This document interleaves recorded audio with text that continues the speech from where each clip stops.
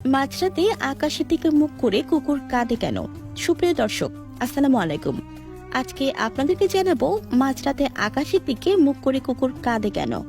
প্রায় প্রতিনিয়তই আজানের সময় দেখা যায় আকাশের সময় মুখ উঁচু করে কুকুরগুলো ডেকে ওঠে। অনেকের মনে প্রশ্ন জাগে, আজানের সময় কুকুরগুলো কেন ডাকে? এই প্রশ্নের উত্তর রয়েছে হাদিসে।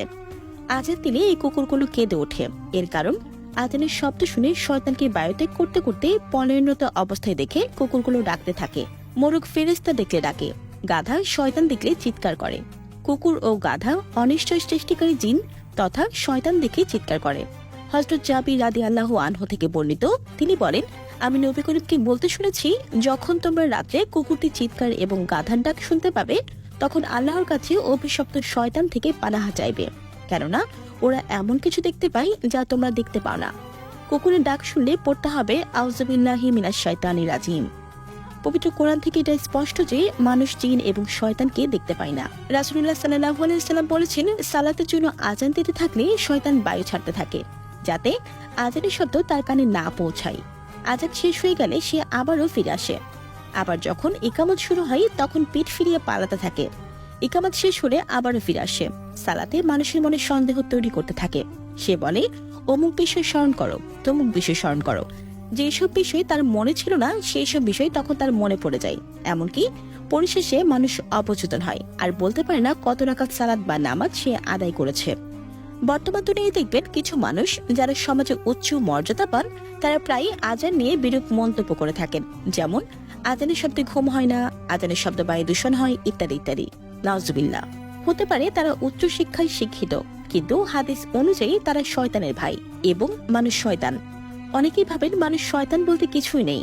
ওই সকল মানুষ জানেন না যে মহান আল্লাহ কোরআনে মানুষ শয়তান আছে সেটাও বলে দিয়েছেন। কুকুর সহ অন্যান্য যত প্রাণী আছে তাদের ভাষা যেমন আমরা বুঝতে পারি না, তেমনি তারা কি দেখছে তাদের চোখ দিয়ে সেটাও বোঝার মতো বর্তমান দুনিয়ায় কোনো পদ্ধতি আবিষ্কৃত হয়েছে কিনা আমার জানা নেই। আরো একটি বিষয়, সেটি হচ্ছে, খেয়াল করলে দেখবেন কুকুর ঘেউ ঘেউ করে ডেকে ওঠে কোনো না কোনো কারণবশত। হতে পারে আঘাত পেলে, অথবা মানুষ কুকুরকে মারতে গেলে, অথবা অন্য কোনো প্রতিদ্বন্দ্বী প্রাণীকে দেখলে, ইত্যাদি বিভিন্ন কারণে সে ডেকে ওঠে। আজানের সময় শয়তানকে দেখে এক কুকুর অন্য কুকুরকে বা অন্য প্রাণীকে সতর্ক করে। স্বাভাবিকভাবেই একটি কুকুর চাই তার এলাকায় যাতে অন্য কোনো প্রাণী না চলে আসে। কুকুর তার মালিককে বাঁচানোর জন্য এরকম করে থাকে, যাতে মালিকের ক্ষতি না হয়। তাই ডাকের মাধ্যমে সে আগেই তার উপস্থিতি বুঝিয়ে দেয়। কারণ ছাড়া কুকুরের ডেকে ওঠার নজির খুবই কম। কুকুর আজানের সময় কিছু না কিছু দেখে ডেকে ওঠে, বা তারা যেটা দেখতে পায় সেটা আমাদের চোখ দ্বারা দেখা সম্ভব নয়। শয়তানকে কুকুর অত্যন্ত ঘৃণা করে এবং তাদেরকে তাড়িয়ে দিতে চায়। আপনি জানেন কি, কুকুরের প্রবণতা হচ্ছে অপরিচিত কাউকে যখন সে দেখে তখন সে ঘেউ ঘেউ আওয়াজ করতে থাকে, চিৎকার চেঁচামেচি করে। শয়তান তো কুকুরের কাছে অপরিচিত, আর শয়তান বিভিন্ন সময় বিভিন্ন সূরত এবং চেহারা নিয়ে মানুষ কিংবা অন্যান্য প্রাণীর সামনে হাজির হয়। সেই সময় কুকুর তাদেরকে দেখে তারা চিৎকার বা ঘেউ ঘেউ করতে থাকে। আবার আরো একটি বিষয় হচ্ছে, কুকুররা এইভাবেই চিৎকার করে অন্য কুকুরকেও জানিয়ে দেয় যে শয়তান যাচ্ছে বা কেউ একজন পালিয়ে যাচ্ছে।